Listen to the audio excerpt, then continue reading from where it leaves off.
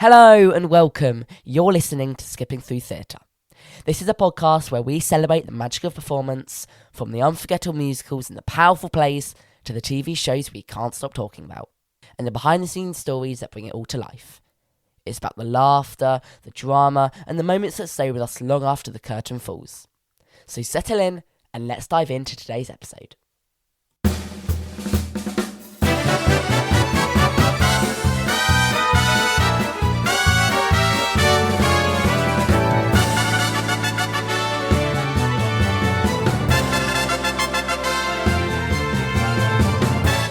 Hi everyone, welcome back to the Skipping Through Theatre podcast, where we chat about all things musicals. I'm Nathan. And I'm Maddie. Today's guest is in Starlight Express in the West End, one of the most exciting and unique shows out there. Please welcome Hannah Kiss. Let's start with your journey. When did you first know you wanted to be on stage? So I remember when I was going on holiday with my family, and you know when you go to like holiday parks or resorts and things abroad and you have the entertainers at night. Oh, yes. Yeah. I remember saying to my mum, I was like, I want to do that. That's what I want to do. And I didn't even consider that I would want to be like in musicals or acting or dancing or anything like that. I was like, no, I want to be on a stage entertaining these people on holiday. Yeah. Yeah. So that was my first experience of like, I want to be up there. I think honestly, a lot of young people look up to them because they're the type of thing that you go and watch once you've had like a really fun-packed day. And it's really like, it's all very extravagant. Like the costumes, makeup, it's amazing. They seem so fun, especially because you get to travel like elsewhere and everything. Like doing it on a cruise would be so much fun. Yeah. Yeah, I know lots of people who do it on cruise and it looks so fun. I actually want to be a cruise performer. So did you always know you'd end up in musical theatre, or did that come later? I think I did. I think once I sort of like that whole wanting to be an entertainer in like the holiday parks and cruises and stuff was quite early. Like I'm talking like 7 years old. So at that point I already danced, and I assumed I would grow up to be a dancer, but I didn't want to do sort of commercial dancing. I was always like, I'm going to be in shows. So I think probably from about 12-ish, age 12, I was like, yeah, no, I want to do musical theatre. Yeah. What was it like getting into Starlight Express? Like the auditions and rehearsal, like was it as intense as it sounds? Yeah, it definitely was. So I did Germany, Starlight Express. I was there 8 years ago. Wow. So that was my first experience it was my first job out of college, and I was not expecting to like get through any of the rounds. I was like, this is a really big deal. I'll go to the audition. It was my first one. I was like, it'll be fine. Lovely dance round.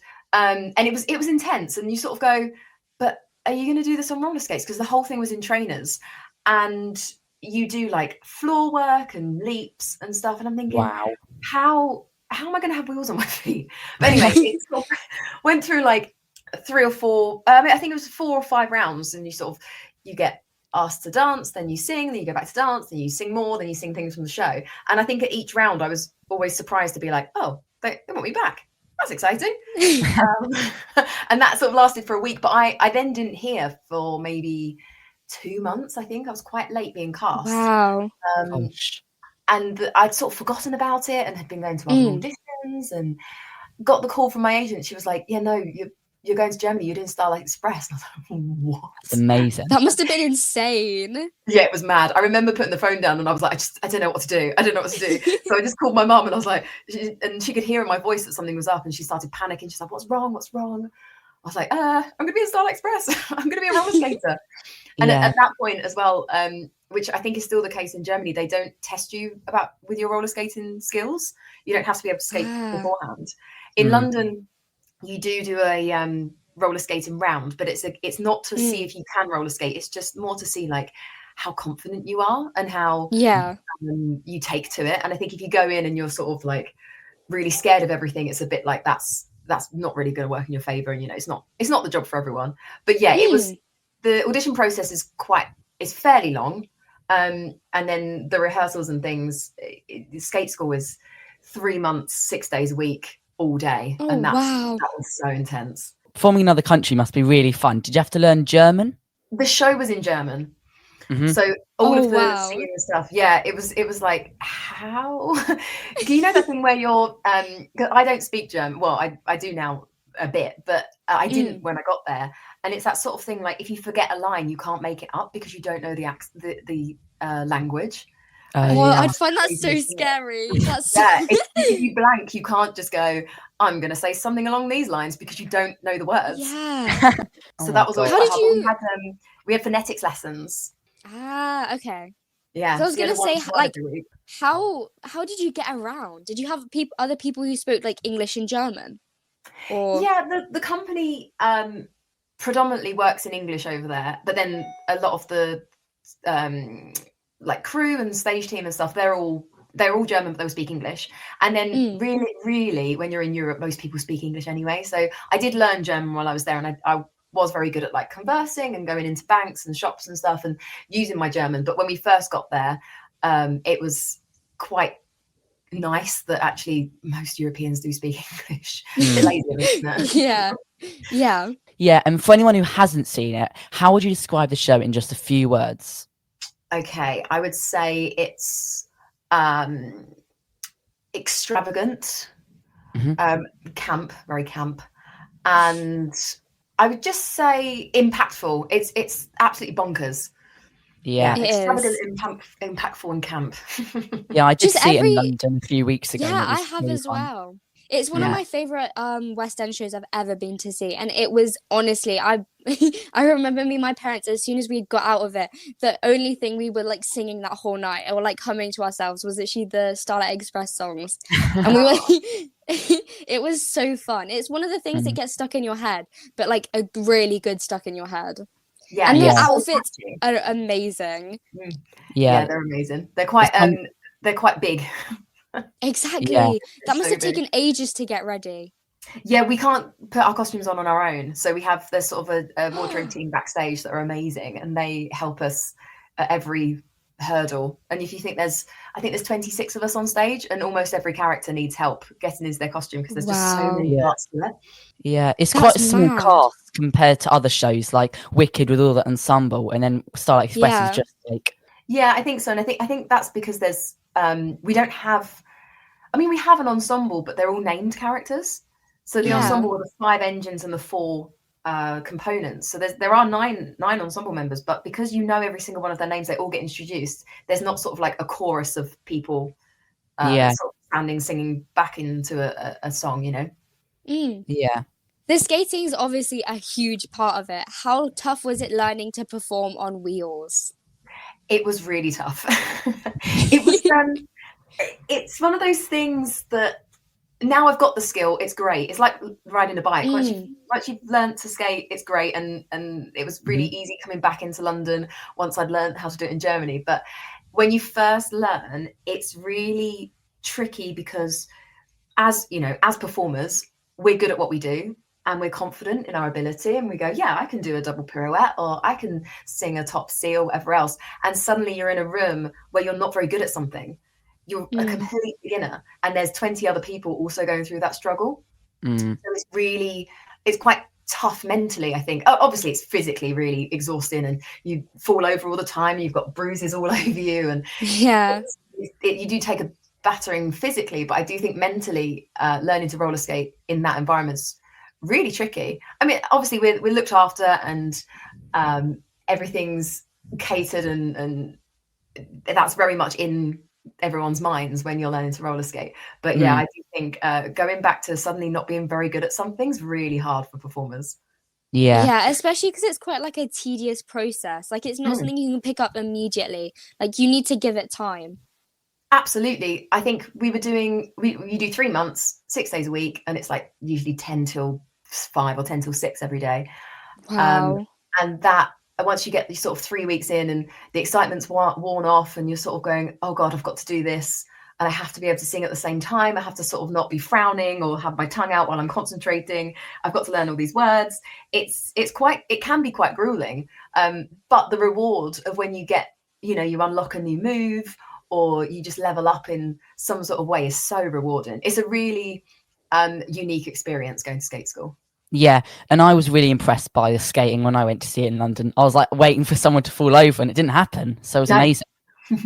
Yeah, we sort of get taught, because it gets taught so intricately, there's really not that much opportunity for people to fall, because everyone is so, you know, you can put your body in almost any position still stay on your skates. So that's it's quite good. Yeah. And plus, you've learned to multitask at like the highest amount. Like, it's insane.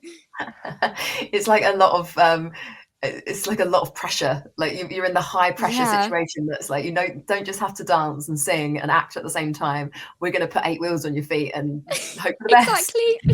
Exactly. Oh. Yeah, it's amazing. And there's something really cool about your role as well. You're actually a swing, which means you cover lots of different parts. Can you explain what that's like? Yeah, I find it really exciting. So I cover 9 parts. I do all of the ensemble. I do the 5 engines and then 4 components. And it's, some people don't like swinging. I really love it.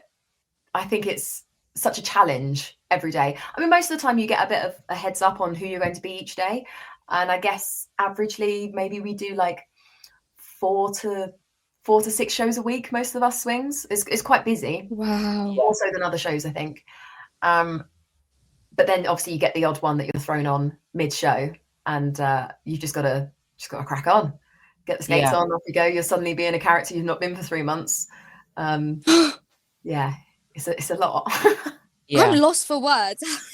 How? I'd be like hyperventilating. My memory is not that good. It takes a bit of getting used to. I think the first few times it's sort of like your adrenaline's going, and you know, you're sort of like looking for your notes and thinking, oh, who do I follow? Do I go first? Or, you know, what race am I doing? But you know, the more it happens and the further in you get, you sort of go, oh, okay, yeah, I'll go and do act 2 as Volta, or I'll go and do act 2 as Orange Dash. It's fine. And you sort of, it's like any skill, you just get used to it. Yeah. And it might be quite good having a bit of a change, because like some of the principal people, they like just play one person that's like every single night, and there's no like change. But if you play 9 characters, and that's like, oh, I'm gonna play this one, then it's changed to what you played that like previous night.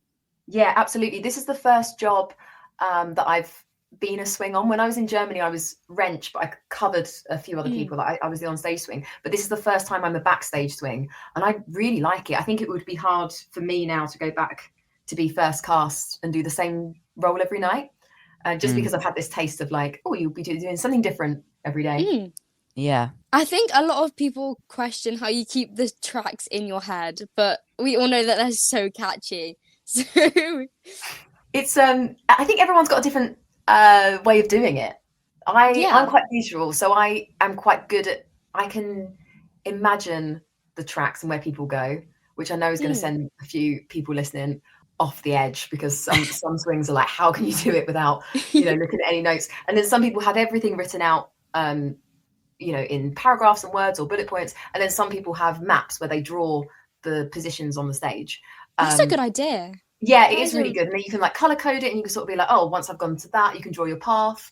So that's a really good one. I do have a lot of maps. I never really get around to finishing them, because I'm like, well, I'll watch a bit of the video, I'll have a think about it, and luckily I'm all right. Yeah, procrastinating. Yeah. If I get enough notice, and sort of that I wake up in the morning and I'll get a text from company management and say, oh, you're doing this role today. Generally when I'm doing my makeup, I'll put a video of the show on, and I'll be able to just double check a few paths and things, which is always trickier when you're sort of thrown on mid-show, and then it's sort of like relying on knowing it. And has there ever been a time where you had to jump into a role at the very last second? Yes, there's been a couple actually. Last year, maybe about a month in, I'd only done a couple of shows, but we had a bit of one of the races sort of went a bit squiffy, and we had to sort of pick up from literally just after the race, and someone had not hurt themselves badly, but they definitely couldn't carry on the show. And then it was sort of, I was on the sofa in our dressing room having a cup of tea, as you do, and then suddenly the door opens and it's company management or resident director going, can you put some makeup on, please? You're going on. And you're like, okay, fine. But then everyone sort of like scrambles, so you get everyone's sort of doing everything for you. So someone will run in with your wig, and then someone will run in with the bodysuit, and then the skates will turn up, and it's sort of like it's almost like I could stand there and everyone just puts it all together for me. Yeah. It's like, how quickly can you get it all on? Oh my Yeah. gosh, that's crazy. What's your favourite moment in the show? I really I love the opening number in the show. I love doing the opening number, whatever character I am, because I think it's so impactful. So when we do Rolling Stock, that's really good. And then I think generally as the show's gone on over the year, I really loved doing the Royal Variety performance. That was one of our favourite contract moments. That was really cool. That must have been very fun. Yeah, it's really fun. It was scary, but it was fun. Yeah. Yeah, the nerves must have been crazy. So who are your biggest inspirations in theatre? I think from being very young, I always really admired Julie Andrews. I think she was like one of my, because she did the whole screen thing, but she came from the West End and did Broadway and whatever else. And I think she was such a good storyteller, and that's what I always wanted to do. Storytelling was like the main, and it still is the main focus of what I do. So I think she was like someone I really aspired to be like and was inspired by as a child. And then this is going to sound really cheesy, but I've thought about this question. I think actually I get inspired by the people I work with. Yeah. You'll look at people and go, oh, they do, they might be doing the same role as you, and you'll see them do it slightly differently. Or, someone that you see in another show might be singing a song you like to sing and choose a different riff. And I find that really inspiring to sort of like grow and build with the people around me in the industry. I think that's probably the biggest inspiration. As people say, you learn new things every day. So absolutely. And you learn from everyone. Exactly. And I always listen to Defying Gravity, and I think Lucy Jones's riff is amazing in Defying Gravity at the end. That's really agreed. Special. Yeah. That's very valid though. Yeah. For the people watching, what advice would you have for them? I would say my total bread and butter advice would be just work hard and be nice. I think people take for granted, that actually, obviously we all are very good at what we do and we have to be very good at what we do. But I think work ethic is such a big part of the business and industry, and also just being nice. And that sort of sometimes trumps your talent. You could be, really, really amazing, but people don't want to work with you. You're not going to get cast in anything.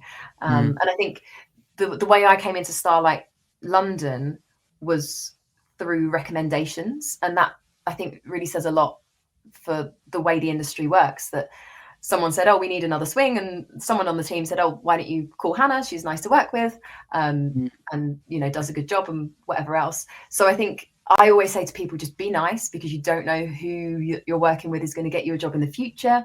And then work hard, because someone will turn around and go, oh yeah, that person turned up on time for warm up, or put 110% in every show. And that's if I go and teach or speak to anyone and they ask me that question, I always say work hard and be nice. It's not hard to do. I really think people should go by that, because being nice can literally get you so far. And it's especially an industry where people can really get, once they've achieved something big, they can get a really big ego.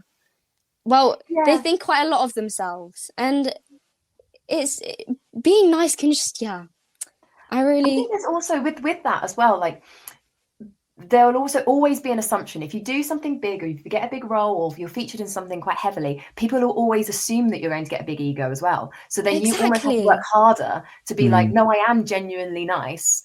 Because there'll be people out there that are, whether it comes from jealousy or what, that they'll always assume you've got a big ego, and then you've got to be like, no, I am working hard. I'm I'm saying hi to the people that work backstage, or I'm asking people how their days are in rehearsals. And I think just being nice says so much. Exactly. So we're going to do a quick fire round, which we do every episode before we wrap up. So are you ready for this? I'm ready. Okay, so favourite role you've covered so far? Blue Lightning. Song from Starlight Express that gets stuck in your head the most? Hydrogen. Roller skating skill you're most proud of? I think doing cartwheels up the bowl. Wow. Dream show you'd love to be in one day? Matilda. Amazing. Thank you so much for chatting with us. It's been amazing hearing about your journey and what life is like in Starlight Express. Yeah, the skating, the music, the energy. It's such a unique West End show. And that's it for today's episode of Skipping Through Theatre. Make sure to follow us on Instagram and on your favourite podcast app. Thank you for listening, and we'll see you next time. Bye. Bye.